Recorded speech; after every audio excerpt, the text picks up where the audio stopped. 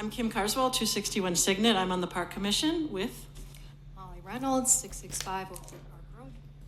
So we're here today because we referred to this a few times in the last year. We're looking for your feedback. We want to thank you for the time to get us on the agenda. Brian was on our team, and he's unable to be here tonight because he's having a truth and taxation meeting with the school board that he's on. But we were a team of 3. And I just wanted to explain why we did this.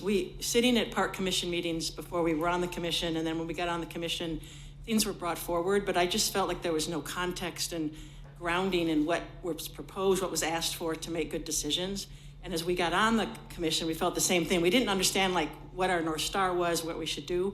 So Molly and I and Brian worked on putting these together, and we want to use them to provide that context to you when we bring ideas forward and recommendations. We also want you to agree with them, so when we bring them forward, you're nodding and using the context as something you already know. Molly has done a great job on the specific guiding principles. So she's gonna explain and share the guiding principles for your input tonight. I'm gonna just talk after her for a couple more slides, so this won't take that long, what our work is going forward that we propose based on that, so we can be on the same page. But we want your input and agreement tonight, so I don't know if you have to codify them with a vote or just nod or whatever, but like we want to be able to bring them back when we use them, and you guys are saying, yep, that's great. So with that, I'm gonna pass it over to Molly. Good, thank you. So to get to the guiding principles, we started with Orono's mission and vision. And just, I think, a note worth making is that if after your meeting goals, mission and vision, there are any changes to the Orono's mission and vision, our intent would be to change with you and to realign, realizing that these statements should evolve as our community evolves. I think another thing worth noting about the mission and vision, and we can go on to the next slide, is that we initially wrote a mission and vision just for our parks, and we kept going back to Orono's mission and vision, and we realized that so much of what the city of Orono stands for relates directly to our parks that we just decided that was enough. So as I read through these 2 statements, pay special attention to the words that are highlighted. And I'm just going to read this to you. Orono's mission and vision will be our North Star, as Kim noted, when vetting ideas and bringing recommendations to the City's Council for input and approval. The City of Orono's mission. The City of Orono will provide effective guidance through public policy established from citizen involvement, by empowering staff to implement best practices to prepare Orono for any challenges of the future, and by ensuring a positive customer experience, superior municipal services, and provide a safe community for the residents, businesses, and customers to live, work, and play in. City of Orono's vision to be the residential community of choice and remain widely recognized for the preservation of natural beauty, quality of life, and recreational assets. So much of this is about our parks. All right, next slide, please. So the phrases that were highlighted in both of those statements we've used really as the pillars for our guiding principles. And I'll just read through this and give some additional commentary. So effective guidance. We consider ourselves the guardians of our parks. It's a very important job. Firstly, we want to maintain accessible and a high quality of standards for our parks and lake access points. As you know, we've made a lot of progress on our standards in 2025, and that's a big focus for our work in 2026. This also includes ADA standards. It includes, I had to write this acronym down, ASTM standards for playgrounds. So just making sure that we're being strict about how we think about keeping things standardized, I guess. Invest in, protect, and take care of what we have today. Our resources are unique to us, and what we have in our parks, we have to just continue to take care of and hone in and nurture what we have. And we have a lot of work to do in 2026 as well. Ground our decisions using good judgment, employing accurate data and robust discussion. Our promise to you is that any ideas that we bring to the council will involve all of this, that we will get as much data as we have access to make sure that we're providing as much information so that your decisions are very clear and easy. Citizen involvement. Our parks are a big part of what brings our community together. We'll endeavor to bring our citizens together to facilitate connections, well-being, understand diversity and peace. We will always reach out to our citizens to get their input and make sure that we are speaking the voice of our community. Our parks reflect the diversity of Orono citizens' needs. We have a very diverse community, and we want to make sure that we're listening to all voices. Challenges of the future. This is a big one. And we chose to hone in on sustainability because we believe that our parks are very dependent on nature and the environment. There are a lot of things that face us in the future, but we really felt that it was important to be focused on sustainability, have a future focus to planning that incorporates sustainability and aligns with the city's sustainability plans. That's hard to say. That we want to be the residential community of choice. That we're going to plan for the short and the long term, that we're going to use our city's planning process and be aligned with what's important to the city of Orono as we make decisions for our parks, and that we serve the needs of our residents and communities' active sports. This is a big part of our families that live in Orono today, so we want to make sure that we are representing their needs and making sure our parks are supportive of that. Widely recognized for the preservation of natural beauty, quality of life, and recreational assets. This is the DNA of what Orono is all about. This is why people move here. We want to balance decisions that impact Orono's natural footprint when considering the addition of hardscape and outdoor activities.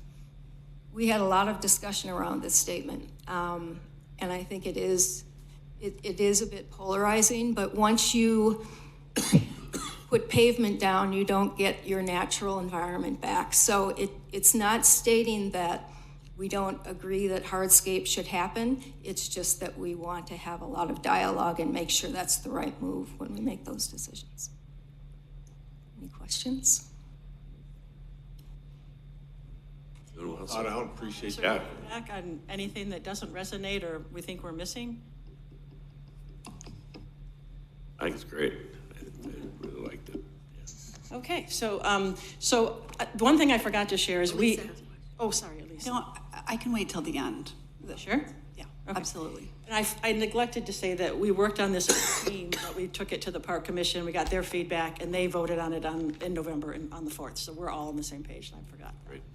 So our statement of purpose really is that we are representing all Orono citizens. The Park Commission advises City Council and staff on matters related to city parks and trails, including natural areas and recreational assets. We probably should add lake access points there.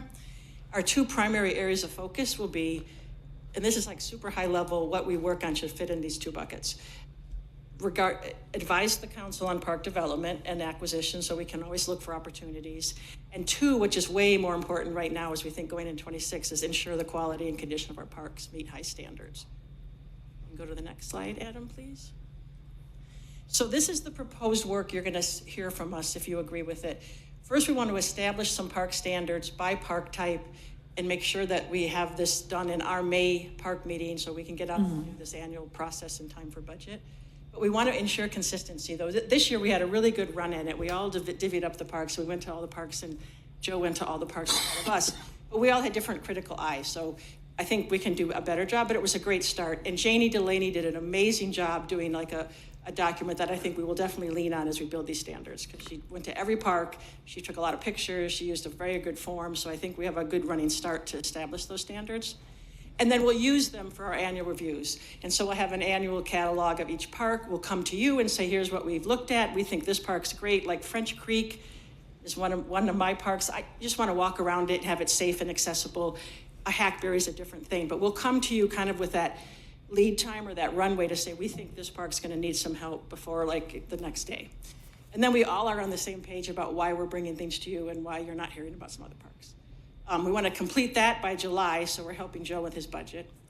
We want to have a long-term plan for each park, and we know there are some master plans out there. I haven't even explored where they are, but we want to have a plan for each park to say, here's what it should be. It could be a one-pager like for French Creek. It could be a much bigger document for a hackberry. But we'll review those annually with our commission and bring updates to you. We want to assess new opportunities for parks, and we also want to execute a survey. We really think we'd like to hear from our citizens about parks. Like, do they use them? Why do they use them not? We'll definitely work with staff on how to execute that. If there's other reasons to do a survey, maybe we partner. So, and I would say if we were standing here a year from now and we got the first two and the last one done, I'd be ecstatic. I think the other ones will hit a little later in 2026. And so I think there's just one more slide, Adam, and it really, this is on the website as a reference, so I'm not going to read it, but this is what's on the website on the Park Commission, just to show that we gave it a huge nod in all this work. And that's it. So questions, comments, concerns? Thank you so much. This is a lot. I know it's a lot of work that's gone into this, and it's great to see. I really appreciate all the effort and consideration. To the point of sort of this balance that we have to strike as a city regarding the use of our parks, I do want to point out that when it comes to the City of Orono vision, there's one word missing here, which is rural. So we talk about the preservation of natural beauty, and it's natural rural beauty. So that word is an important one, I think, to include here. Yeah, because it really speaks to everything that you've just said here. And my other comment along those lines is that I've considered this over time that we do talk often about parks that are used that are more manicured for some of these sporting types of things, football or soccer. They're kept in a different way than some of the parks like French Creek or Seven Nations or others. And I think it would be helpful for our city council and park commission to consider expanding or amending what we call this commission, rather than Parks Commission to say Parks and Open Space or Natural Resource Commission, something along those lines. Because as I see everything that is being presented, as I know the conversations that we typically have about parks, saying parks for this city in particular does not really capture part of the spirit that is in this document and in the work that our commission does. So that's just something I want to throw out to everybody. And this template is well used. I believe cities, even like Mound, it's called a Parks and Open Space Commission.